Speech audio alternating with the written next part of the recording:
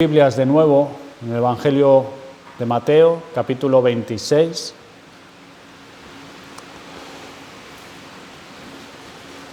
Versículo 65.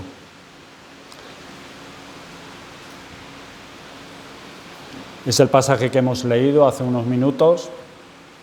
No lo vamos a leer de nuevo, pero ténganlo ahí porque vamos a ir por ese pasaje.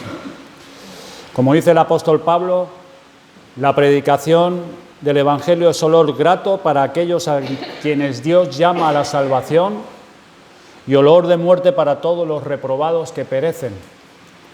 Del mismo modo tenemos dos notables ejemplos aquí que se nos presentan para mostrarnos que la pasión y la muerte del Hijo de Dios fue para salvación de uno y para arrojar a condenación a otro. Porque en el caso de Pedro se ve la necesidad que tenía de ser rescatado del pozo en el cual estaba atrapado. Porque mientras que permanecía allí, Pedro estaba desterrado del reino de los cielos, estaba alienado de toda esperanza de salvación y cortado de la iglesia como un miembro corrompido. No obstante, la muerte de nuestro Señor Jesucristo no falló en serle de beneficio, aunque Pedro no haya sido digno de ello. En cuanto a Judas, se dice que viendo que Jesucristo es condenado, fue preso de la desesperación. Ahora, en esta condenación de nuestro Señor Jesús, uno tiene que animarse a depositar la esperanza en Dios, porque nosotros somos absueltos en virtud de que nuestro Señor Jesús fue condenado. Pero era necesario que tuviésemos aquí estos dos espejos para que pudiésemos saber que si no somos llamados por gracia especial a ser partícipes del fruto de la muerte y la pasión del Hijo de Dios, este será inútil para nosotros. No es suficiente entonces que nuestro Señor Jesucristo haya sufrido, sino que el bien adquirido por Él tiene que ser comunicado, tiene que ser aplicado a nosotros. Y tenemos que ser puestos en posesión de Él. Esto ocurre cuando por la fe somos atraídos a Él. Pero para entender todo esto mejor, sigamos el hilo de la historia que aquí se nos narra. Dice aquí en el versículo 67, dice que nuestro Señor Jesús fue avergonzado de todas formas en la casa de Caifás, que le escupieron en el rostro y le dieron puñetazos, que fue insultado, que se burlaron de él llamándole profeta en desgracia. Ahora ello ocurrió para que nosotros pudiésemos saber que lo que él sufrió en su persona fue para librarnos delante de Dios y de sus ángeles. Porque no hace falta que nadie nos escupa en nuestra cara para que tengamos muchas manchas e impurezas delante de Dios. Todos nosotros, antes de gozar de todo el bien de Cristo, el que Él ha logrado, no solamente estábamos desfigurados por nuestros pecados, sino llenos de infección y somos abominables. Además, aquí está el Hijo de Dios, que en su imagen viviente, en quien resplandece su gloria y majestad, quien sufrió semejantes vergüenzas, para que en su nombre ahora nosotros podamos aparecer delante de Dios para obtener gracia y para que pueda conocernos y poseernos como hijos suyos, y para que puedan ser borradas todas nuestras manchas e impurezas. Esto es lo que tenemos que considerar en primer lugar. Ahora llegamos a la caída de Pedro. Dice aquí, una criada viéndolo, lo acusó de ser un discípulo de Jesús. Él lo niega. Viene otra criada, él lo niega nuevamente. Luego lo presionan los que estaban por allí y la pregunta se convierte en un asunto de todos. Entonces comienza a jurar, incluso a maldecir y usar la forma de blasfemia, como diciendo: maldito sea yo, que me muera, que la tierra me trague si yo conozco a este hombre. Esa es entonces la caída de Pedro. Y no es una sola, hermanos, sino tres que son tan pesadas y enormes que ciertamente deberíamos leer atemorizados esta historia. Ahora bien, conocemos el celo que había en él. Además, había sido alabado por nuestro Señor Jesucristo y le cambió el nombre de Simón a Pedro para destacar la firmeza y constancia de su fe. Era un líder, Pedro, un destacado entre los 12. Pedro había oído esta doctrina: todo aquel que me niegue delante de los hombres, yo también le negaré delante de Dios mi Padre. Y sin embargo, aun conociendo esta doctrina, Pedro, vemos cómo tropieza. Entonces, ciertamente, cada uno de nosotros tendría ocasión aquí para temblar. Porque si no fuera que somos sostenidos desde arriba, la debilidad de Pedro no sería mayor que la nuestra. El Señor le dijo horas antes de su negación que Pedro había sido pedido por Satanás para zarandearlo como a trigo. De manera que, en primer lugar, vemos cuán frágiles son los hombres tan pronto como Dios los deja salir de su mano. Porque esto no se nos dice de algún escarnecedor, de un hombre profano, de alguien que nunca ha escuchado el Evangelio, que no tiene temor de Dios, y de uno que nunca haya tenido reverencia hacia nuestro Señor Jesucristo. Ocurre absolutamente lo contrario. Estamos hablando de Pedro. Ya había algunos dones excelentes en él. Por la boca del Hijo de Dios se le había dicho: no te lo ha revelado carne y sangre, sino mi Padre. Es entonces el Espíritu de Dios quien habita en Pedro. Pero cuán poco se opone Pedro a negar a nuestro Señor Jesús. Y él tiene el Espíritu Santo en él. Desfallece ante una criada. Si lo hubiera atacado un hombre, o si lo hubiera atacado a alguna persona honorable, podría haber tenido excusa. Pero vemos que solo necesitó de una criada para hacerle renunciar a la esperanza de vida y de salvación. Contemplemos entonces, primeramente, en la persona de Pedro, que es sumamente necesario que Dios nos fortalezca cada minuto, pues de otra manera es imposible perseverar. No vamos a poder. Aunque hayamos tratado de acercarnos a Dios y aunque hayamos hecho muchas obras virtuosas, de todos modos, al menor cambio de mano, seremos totalmente removidos si Dios no sigue dándonos una constancia invencible. Aprendamos entonces a practicar la amonestación, pero aprendamos personalmente cada uno a practicar la amonestación del apóstol Pablo: el que piensa estar firme, mire que no caiga. Es cierto que no podemos sostenernos a nosotros mismos, en cambio recurramos a aquel que sí tiene los medios para podernos sostener. La exhortación es a revestirnos de humildad para que andemos humildemente. Como dice Pablo en otro pasaje: porque Dios es el que en vosotros produce así el querer como el hacer por su buena voluntad.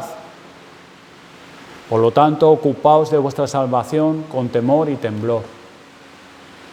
Es como si dijera que toda presunción debe ciertamente ser abatida y ciertamente toda indiferencia. Hermanos, cuando vemos realmente y comprendemos la necesidad que tenemos de ser ayudados por Dios y que lo necesitamos de tantas maneras, ¿acaso no es correcto que estemos en guardia y que de ninguna manera nos confiemos en nuestra propia fuerza o prudencia natural, sino que seamos solícitos invocando a Dios de noche y de mañana y nos encomendemos a su cuidado y dirección? Eso es entonces lo que aquí tenemos que observar con mucha diligencia. Incluso nos es sumamente necesario reconocer que las tentaciones, aunque quizás no sean muy grandes, pronto nos habrán abrumado si Dios en su gracia no obra en ello y lo remedia. Y aquellos que se creen ser los más resistentes mientras están lejos de los golpes, realmente se encuentran perdidos cuando apenas sopla un poco de viento. Y es cierto que si Dios nos ayuda, hemos de perseverar, no importa cuán grandes tormentas se levanten en contra de nosotros, no importa, porque conocemos la figura del lenguaje utilizada por Jesucristo nuestro Señor, que dice que una casa con un buen fundamento y construida de buen material siempre permanece entera, no importa cuán gran torrente venga. Pero lo que se construye sobre la arena dejará de existir pronto. De manera entonces, cuando estemos fundamentados en nuestro Dios y cuando Él nos extienda su mano fuerte, ciertamente tendremos la capacidad de soportar tormentas muy severas.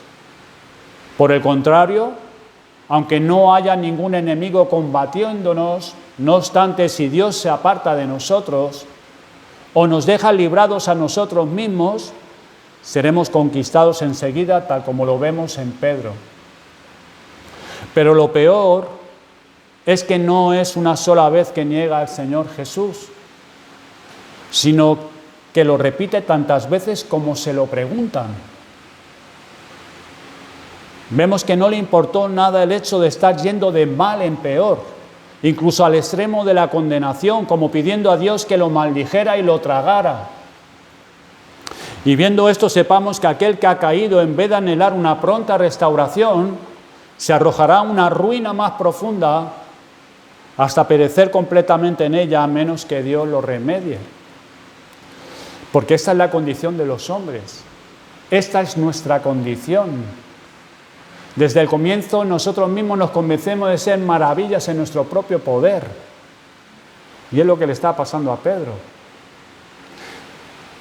Sin embargo, nuestro Señor nos demuestra por experiencia de que no somos nada. No somos nada y que apenas sopla un poco de viento en nosotros, somos derribados. Aún así estamos persuadidos de que podemos levantarnos nuevamente por nosotros mismos, pero por el contrario no hace sino aumentar nuestro mal, agregando falta sobre falta, abundando aún más con acciones disparatadas. Si Pedro hubiera sido tentado 100 veces al día, 100 veces habría negado a Jesucristo, además de otras 1000 veces. En esa condición habría estado si Dios no hubiese tenido piedad de él. Pero Dios lo protegió y no quiso que fuese probado más. Vemos una misericordia de parte de Dios sobre Pedro.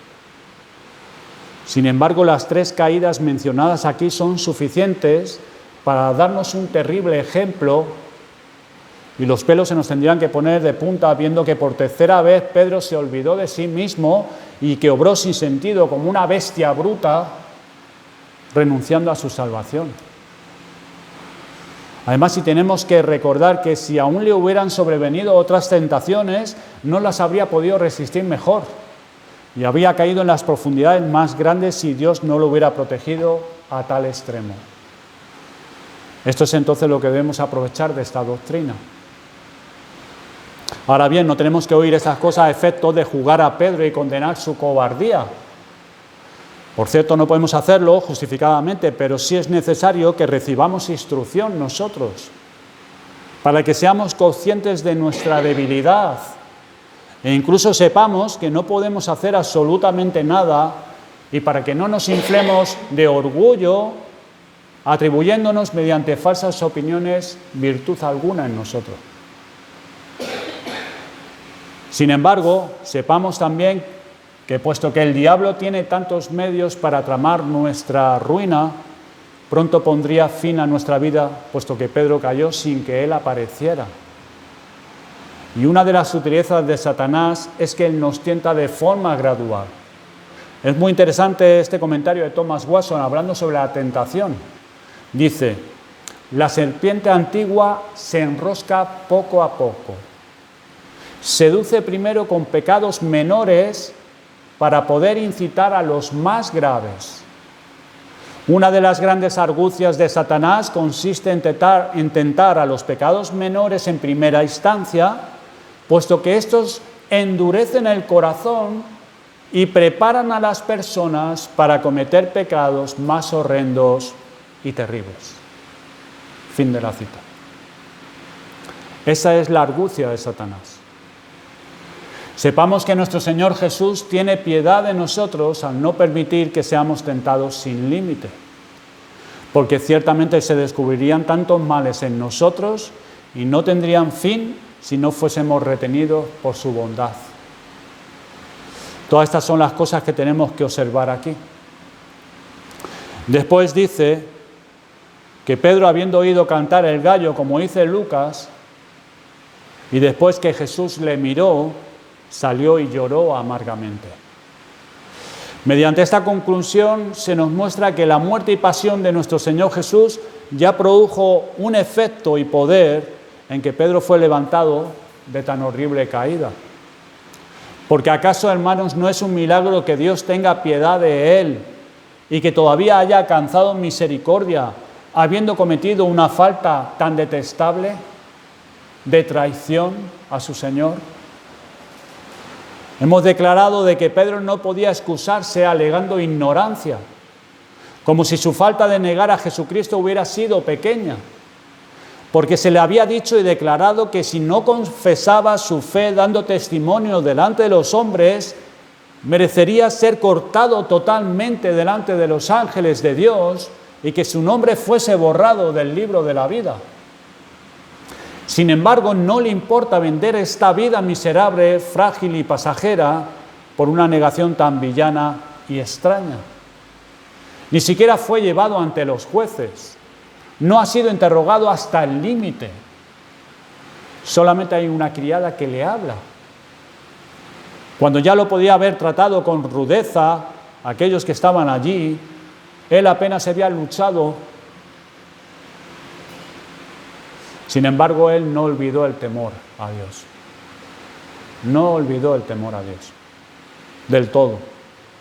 Entonces, cuando vemos esto, pensemos cuánto más necesario es para nosotros que Dios exhibiera los tesoros infinitos de su bondad cuando aún hace de Pedro un partícipe del fruto de la muerte y pasión de su Hijo. Entonces, este es un milagro que debería cautivarnos, viendo que Pedro obtuvo remisión por una ofensa tan grande, al parecer por su arrepentimiento. Porque esto es cierto, hermanos, si una persona es íntimamente tocada después de haber fallado, y si gime y llora, y si se quebranta en su espíritu, esto es, si se rompe interiormente delante de Dios para obtener perdón, esto es una señal de que Dios ya la ha recibido y que Dios la ha reconciliado consigo. Dice la palabra de Dios que donde abundó el pecado, sobreabundó la gracia de Dios en Cristo. Porque el arrepentimiento también es un don peculiar procedente del Espíritu Santo, quien nos muestra que Dios tiene piedad de nosotros y que no quiere que perezcamos. Dios no quiere nuestra perdición, al contrario, Él nos acerca a sí mismo. Ahora esto lo vemos en Pedro. En consecuencia, la pasión y muerte de nuestro Señor Jesucristo ya le estaba aprovechando ciertamente en forma maravillosa. Pero en primer lugar notemos que Pedro permaneció adormecido hasta recibir la señal de la cual nuestro Señor Jesucristo le había advertido, esto es, que el gallo no cantaría hasta que él lo hubiera negado 3 veces. Mejor dicho, que el gallo no cantaría por segunda vez sin que antes Pedro hubiese cometido sus negaciones. Entonces, siendo esto así, que si no hubiera sido advertido por nuestro Señor Jesucristo, habría permanecido en su pecado, siendo arrojado para siempre a la perdición. Y hemos de saber entonces que tenemos que ser solícitos después de haber cometido alguna falta. Porque si fuésemos privados de la gracia de Dios y si no nos exhortase a volver a Él, ciertamente seríamos abrumados por Satanás y todos nuestros sentidos serían embrutecidos, de modo que no nos va a quedar ningún escrúpulo alguno ni ningún movimiento bueno en nosotros para volver al camino de la salvación. Eso es entonces lo que tenemos que contemplar en la persona de Pedro. Pero cuando Lucas afirma que Jesucristo le miró, es para enseñarnos mejor que no basta con que seamos aguijoneados o con que alguien nos tire de las orejas para que volvamos a Dios. Lo que hace falta es que Jesucristo fije su vista en nosotros y nos mire. Ahora bien, es cierto que aquí solamente se menciona la mirada de los ojos. El Señor volteó y miró a Pedro. Sin embargo, nuestro Señor Jesucristo no trata en forma visible con nosotros.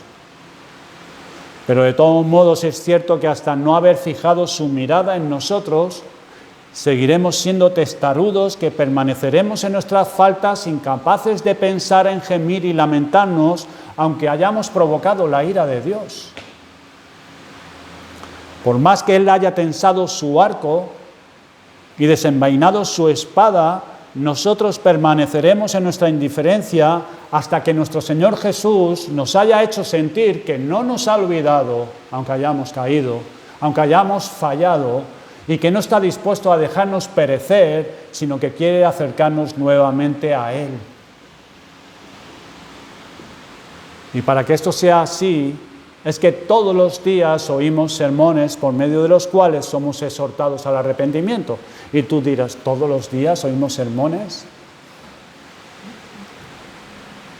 Sí, todos los días. ¿Y cómo somos tocados por ellos? Pues ellos contienen tantas amonestaciones como es posible. ¿Acaso no nos incita la creación toda a venir a Dios? Si nuestros sentidos son bien gobernados, de modo que en nosotros haya alguna partícula de prudencia y sensibilidad, ¿acaso la salida del sol en la mañana no nos llama a adorar a Dios? Por su fidelidad, por su amor, por su grandeza. Y después, al notar cómo la tierra y todos los elementos cumplen con su función, tanto las bestias como los árboles, ello nos muestra que tenemos que acercarnos a Dios, a efecto de que sea glorificado en nosotros, y para que no se nos ocurra pensar de otra manera. Entonces el gallo cantó bien, y no solamente el gallo, sino que Dios hace cantar a todas sus criaturas, tanto las de arriba como las de abajo, para exhortarnos a acercarnos a Él. Y esa fue la señal que el Señor le dio a Pedro, que el gallo cantaría. Y ahí fue despertado Pedro. Y lo que es más, ciertamente se digna abrir nuestro Dios su santa boca, ya sea a través de la ley, a través de los profetas, a través del Evangelio, para decirnos, vuelvan a mí.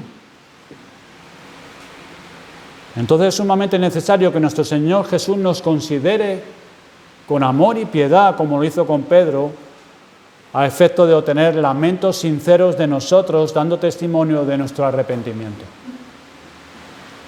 Porque cuando dice que Pedro lloró amargamente es con referencia al dolor que Pablo menciona en 2 de Corintios, afirmando que esa tristeza, ese dolor, es obra para salvación y que no tenemos que huir de esa tristeza y dolor, sino que incluso debemos buscar esa compunción del alma, sinceramente. Es una tristeza que te lleva a la salvación, que te acerca a Dios. Aunque naturalmente quisiéramos regocijarnos sin experimentar ninguna vergüenza, no obstante es preciso que tengamos alguna tristeza en nosotros. Como cuando Dios nos toca con angustia, cuando le hemos ofendido, es preciso que seamos atormentados en nuestro corazón. Porque esa clase de angustia es para llevarnos al verdadero descanso. Si no hay angustia, no va a haber descanso. Por eso el Señor nos toca con esa angustia para hacernos verdaderamente descansar, y el dolor es para hacernos regocijar delante de Dios. Pronto veremos que Judas se arrepintió, pero fue de una forma distinta y diferente. Pero en cuanto a Pedro, él lloró para mostrar que estaba grandemente apenado en su pecado y que había vuelto plenamente a Jesucristo. Notemos también que saliendo fuera lloró. Y es cierto que el temor de mostrar su arrepentimiento delante de la multitud aún procedía de su debilidad. Pero aunque tal vez sea así, al llorar a solas, demuestra claramente que se siente tocado por su falta y ofensa, porque no busca a otros hombres para mostrarles su arrepentimiento, sino que estando a solas llora delante de Dios. Y es así como nosotros debemos hacerlo también. Porque si solamente lloramos delante de los hombres, con ello demostramos nuestra hipocresía. En cambio, cuando cada uno de nosotros vuelve en sí y examina sus faltas y pecados a solas, y luego se siente angustiado, ello es una señal de que no hay engaño en él, de que conoce a su juez y que está allí para pedir perdón sabiendo que el oficio de Dios es rescatar de las profundidades a aquellos en realidad que ya están condenados y perdidos. En resumen, esto es lo que tenemos que recordar del relato dado aquí en cuanto a la caída de Pedro y en cuanto a estas 3 negaciones por las cuales merecía haber sido cortado del reino de Dios si no fuera porque Cristo ya había mostrado en él el poder de su pasión y muerte a efectos de llamarlo al arrepentimiento, tal como vemos que ocurrió. Luego dice que los sacerdotes y principales tomaron consejo para condenar a Jesús. 27:1. Pero puesto que esto no estaba en poder de ellos, lo llevaron sujeto y atado al gobernador que tenía jurisdicción sobre el país, es decir, a Poncio Pilato. Después de esto el Evangelio dice que Judas se arrepintió, viendo que Jesucristo era condenado y arrojando al suelo el dinero que había recibido como precio y pago por su traición, hizo una confesión completa de su falta delante de los líderes religiosos. Sin embargo, los sacerdotes no están dispuestos a recibir el dinero. En cambio, compran el campo del alfarero, donde se habían fabricado tejas, de manera que ese campo era inútil para ser cultivado o sembrado.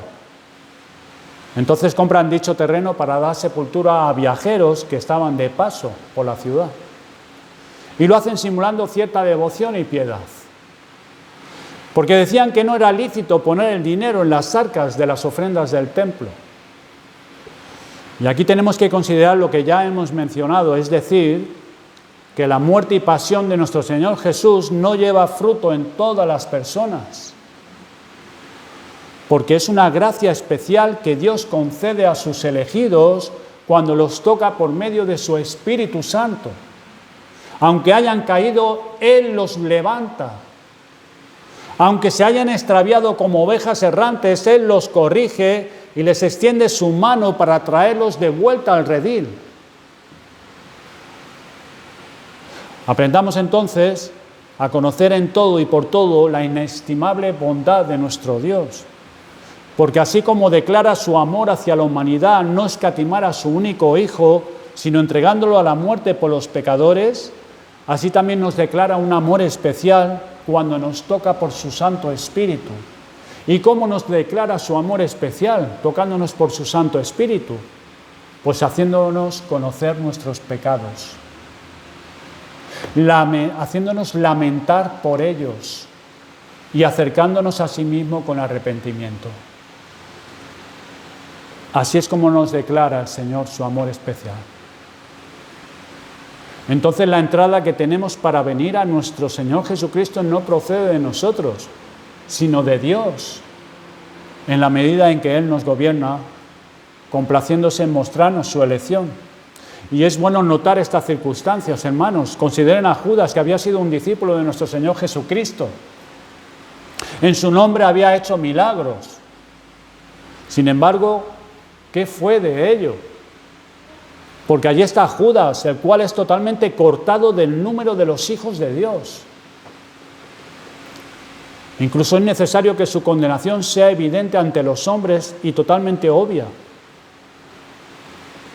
Lo cual nos enseña que debemos aprender entonces a temer y andar solícitos, apoyándonos enteramente en nuestro Dios, y oremos para que Él no nos permita caer en semejante confusión como la de este miserable infeliz, Judas.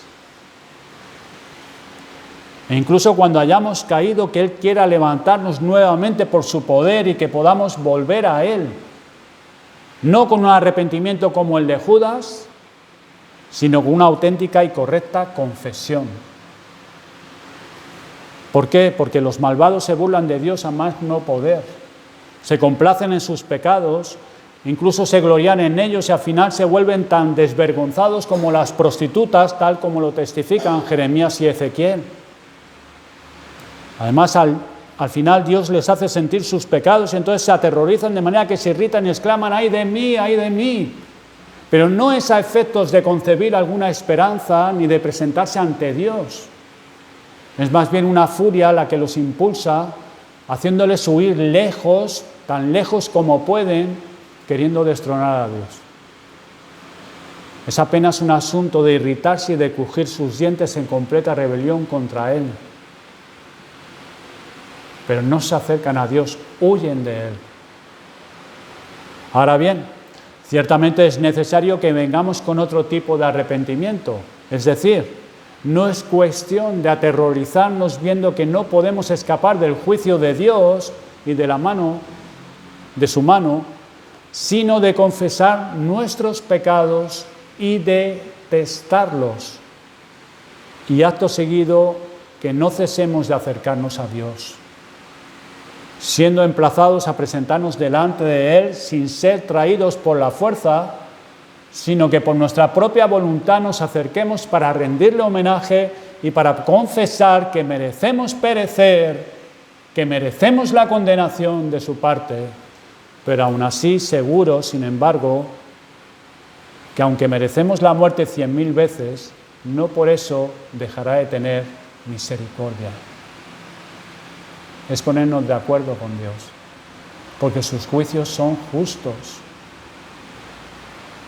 Ese fue el arrepentimiento de Pedro. En cambio, el de Judas debiera mostrarnos que con algunos sentimientos en cuanto a nuestras faltas y algunos escrúpulos no es suficiente, sino que tenemos que estar plenamente convertidos a Dios. No basta con algunos sentimientos. Esto es sumamente digno de ser notado porque vemos que tantos y prácticamente muchos se adulan a sí mismos cuando con una palabra hicieron confesión de sus faltas, no importa cuán terribles hayan sido sus pecados o sean sus pecados, les parece estar libres y eximidos como si todo lo que tenían que hacer era limpiarse la boca. Incluso cuando se les menciona algún ejemplo, creen que se les está haciendo un gran daño. Demudan sus rostros y dicen, ¿cómo? ¿Acaso no he reconocido todas mis faltas? ¿Acaso no basta que he sentido que soy un gran pecador? Y esto es todo cuanto hacen, como si Dios fuese un niño al cual se le tranquiliza con un poco de risa, incluso con risa falsa, llena de hipocresía y mentira.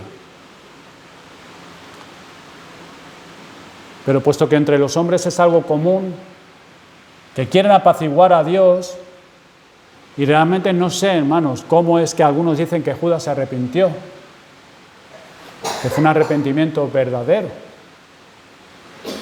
Por lo tanto, hermanos, temamos cuando Dios nos amonesta y cuando nos hace sentir nuestras faltas, pero no lo dejemos todo allí, porque eso realmente no es arrepentimiento. Pero aquí está la prueba por la cual podemos saber si estamos arrepentidos verdaderamente. Es cuando por nuestra propia voluntad buscamos la completa armonía con Dios, sin querer evitar ser juzgados por Él y acudiendo a Él para que nos reciba en su misericordia. Ese es el verdadero arrepentimiento. Esto es lo que Él hará cuando nos reconozcamos culpables. Nos reconciliará con Él. Pero es cuando por nuestra propia voluntad buscamos la completa armonía con Dios, porque lo que nos interesa es estar bien con Dios. No es estar aparentando estar bien con los demás, aparentando estar bien con Dios, sino lo que nos debe interesar es estar en completa armonía con Dios sin querer evitar ser juzgados por Él. Señor, es verdad. Es verdad. Es verdad tu juicio sobre mí. Y merezco tu condenación. Porque tú eres santo. Y yo soy miserable pecador.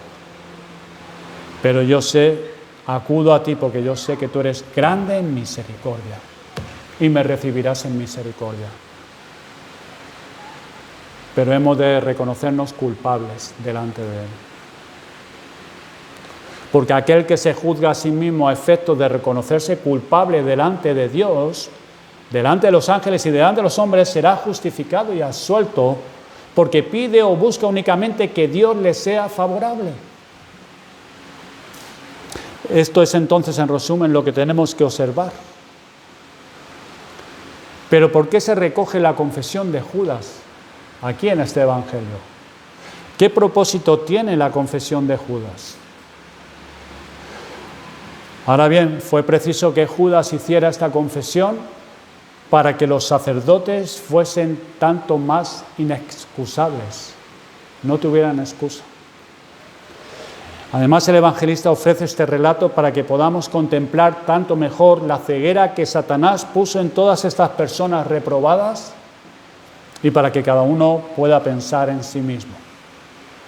Cuando Dios nos presenta semejantes ejemplos de su ira y de su venganza, y cuando muestra que los hombres realmente están enloquecidos, que están privados del sentido y la razón, que son tan corruptos como para arrojarse con furia infernal, es para que cada uno de nosotros pueda inclinar su cabeza y que cada uno de nosotros pueda saber con qué frecuencia podríamos llegar a eso si no fuésemos preservados por la bondad y la gracia de nuestro Dios.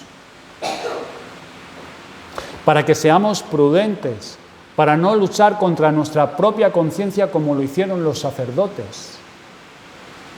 Porque todos aquellos que de esa manera se endurecen contra Dios, finalmente caerán en una condición tan reprobada que ya no habrá razón alguna en ellos.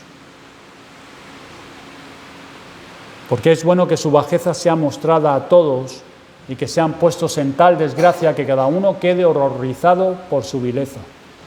Este es entonces el motivo por el cual el evangelista nos ha relatado aquí que cuando Judas vino para devolver el dinero, los sacerdotes no se conmovieron en absoluto. Ciertamente dice que no les es lícito poner el dinero en el cofre, puesto que ese dinero es precio de sangre. Es así como los hipócritas siempre guardan bien, no sé qué apariencias, para hacer una sombra y una pantalla para cubrir sus iniquidades. Pero eso no es sino mofarse de Dios. Porque ¿qué hay que decir al respecto?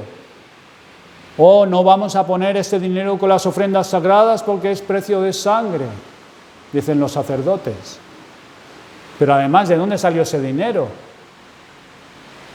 ¿Había sido robado el dinero del templo para pagarle a Judas? Y aunque los sacerdotes hayan sacado el dinero de las ofrendas del templo para darle a Judas, esto a ellos no le importaba, no les importó. Pero ahora sí tienen escrúpulos en poner el dinero nuevamente en el cofre de las ofrendas. Con ello en realidad rechazan a Judas con burla, como si dijeran: quizás este hombre malvado haya traicionado a su Señor. A nosotros no nos incumbe determinar si ha hecho bien o mal, pero para que por nuestra parte no seamos partícipes de su ofensa y a efectos de mantener nuestras manos limpias, puesto que habían utilizado este dinero para semejante propósito, con él compraremos un campo para dar sepultura a los extranjeros. Ciertamente ello era para decir que habían cumplido satisfactoriamente con Dios y que Él seguramente no habría más que pedirles, aunque en lo que hicieron hubo muchas deficiencias. Es así como los hipócritas siempre tendrán sus satisfacciones pensando en un escape, pero esto no es sino un juego de niños. Sepamos entonces, hermanos, que esto que se nos relata es para que aprendamos que habiendo caído reconozcamos nuestras faltas en verdad y no demos rodeos de un lado para otro, sino llevemos francamente en todo y por todo la justa condenación. Es entonces lo que se nos muestra. Oremos a Dios para que nos quite la venda que Satanás quiere colocarnos a fin que tratemos de justificar nuestros males. En cambio, esforcémonos más y más para examinar bien todos nuestros pecados, nuestros vicios, a efectos de condenarlos y de presentar una confesión correcta de ellos delante de Dios. Que vengamos a Dios y allí descubramos todas nuestras ofensas para que Él se complazca en sepultarlas y quitarlas de delante suyo cuando nosotros las hayamos reconocido así, como Él las reconoce. Porque es justo que Él tenga toda preeminencia sobre nosotros y que nos posea enteramente, viendo que Él no busca otra cosa sino nuestra salvación y nuestro bien. Ahora bien, para finalizar y arribar a una conclusión,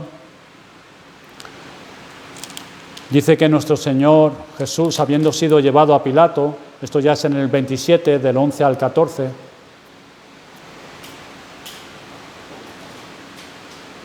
dice que nuestro Señor Jesús, habiendo sido llevado ante Pilato, nada respondió. Dice así: Jesús pues estaba en pie delante del gobernador, y éste le preguntó diciendo: ¿eres tú el rey de los judíos? Y Jesús le dijo: tú lo dices. Y siendo acusado por los principales sacerdotes y por los ancianos, nada respondió. Pilato entonces le dijo: ¿no oyes cuántas cosas testifican contra ti? Pero Jesús no le respondió ni una palabra, de tal manera que el gobernador se maravillaba mucho.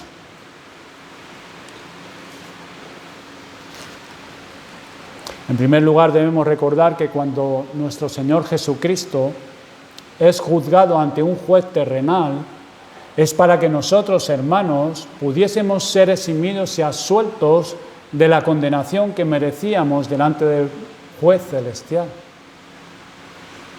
Sabemos que no podemos escapar a lo que está escrito por el profeta Isaías, que toda rodilla se doblará ante Dios, o que toda rodilla tiene que doblarse ante Dios. Puesto que Dios es el juez del mundo, ¿cómo hemos de subsistir delante de su rostro y delante de su majestad?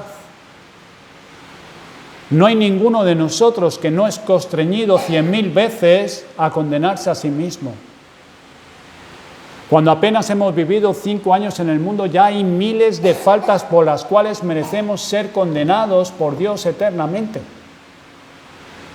No hay ninguna persona que no tenga este testimonio grabado sobre su corazón y que no esté convencido de él mismo. Ahora que Dios ve tanto más claro que nosotros, ¿cómo no va a condenarnos cuando cada uno de nosotros está constreñido a condenarse a sí mismo de tantas maneras? ¿Cómo Dios no nos va a condenar si nosotros mismos nos condenamos? Y Dios ve más claramente que nosotros. Pero aquí nuestro Señor Jesús está sujeto a esta situación extrema de ser acusado delante de un juez terrenal, más aún delante de un hombre profano, delante de un hombre que era impulsado únicamente por su avaricia y ambición. Entonces, cuando el Hijo de Dios fue humillado a tal extremo, como vemos aquí, acabamos de leer, sepamos que es para que nosotros ahora y siempre, hermano y hermana, podamos presentarnos con la cabeza levantada delante de Dios. Y para que Él pueda recibirnos y para que el temor ya no nos haga retroceder ante su trono de juicio, sino para que podamos acercarnos con valentía, osadamente, sabiendo que allí seremos recibidos en misericordia. Incluso sabemos que Jesús adquirió autoridad, poder y dominio soberano para ser el juez del mundo. Y al ser condenado así por Pilato es para que nosotros hoy podamos venir con confianza a Él, sabiendo ciertamente que le ha sido dado el poder para juzgarnos. Puesto que Él estuvo de pie allí, sepamos que Él quiso llevar nuestra condenación y que no intentó justificarse, sabiendo bien que tenía que ser condenado en nuestras personas. Porque si bien Él era sin mancha o culpa, llevó en sí todos nuestros pecados. Y Él no se defendió, no se justificó. Permaneció en silencio para que nosotros hoy podamos ir ante su trono de justicia y recibir misericordia, aun siendo pecadores. Entonces no tenemos por qué asombrarnos viendo que estaba allí como hubiese sido un convicto. Él era un convicto, por amor a nosotros. porque de otra forma no podría haber cumplido el oficio de mediador. Cumplió su oficio mediante su aceptación de la sentencia y confesando que en la persona de cada uno de nosotros merecía la condenación. Esto es entonces lo que implica el silencio de nuestro Señor Jesucristo, a efectos de que hoy nosotros podamos invocar a Dios a plena voz y para que podamos pedirle perdón por todos nuestros pecados y ofensas. Ahora acerquémonos e inclinémonos en humilde reverencia en nuestro corazón, en nuestro interior, ante la majestad de nuestro Dios. Y tengamos comunión con Él por medio de los símbolos que vamos a participar y de nuestra adoración a Él. Vamos a orar.